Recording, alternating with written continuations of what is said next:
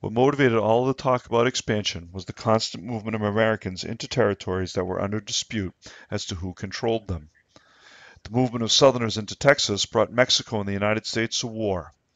and as more and more Americans traveled to the Oregon Territory, war was a distinct possibility between the United States and England and/or Russia.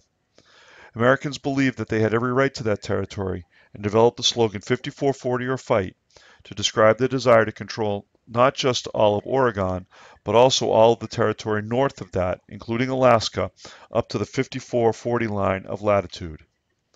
This attitude was put into words by John O'Sullivan in 1845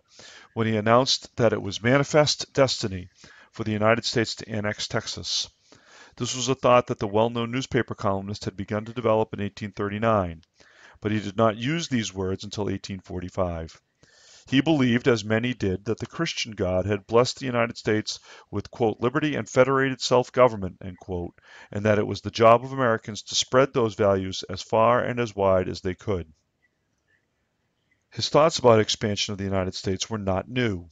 As early as 1803 in the Louisiana Purchase, politicians such as John Quincy Adams developed the idea of continentalism, that the United States should work to take over all of North America. This is what drove the United States invasion of Canada during the War of 1812, influenced President Polk's decision to go to war with Mexico in the 1840s, and eventually the Spanish-American War toward the end of the 19th century. As more and more settlers traveled to Oregon, those that believed in manifest destiny thought it was only natural for the United States to rule that territory as well, and that territory extended all the way through Alaska, hence the idea of 5440 or fight.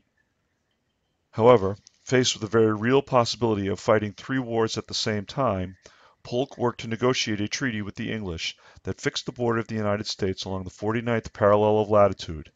simply an extension of an earlier treaty that had created the boundary between the United States and Canada from Maine to Minnesota. In 1854, all of the land that is currently part of the United States was completed when the Gadsden Purchase was bought from Mexico. This was bought to complete a southern branch of a transcontinental railroad to be built at some point in the future.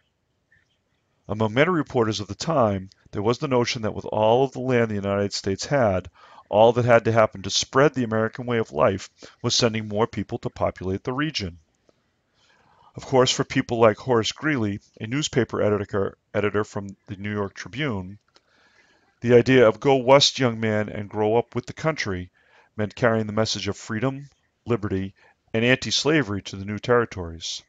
This would cause conflict with the pro-slavery supporters trying to guarantee their way of life in the new territories and contributing to the general unrest in the country.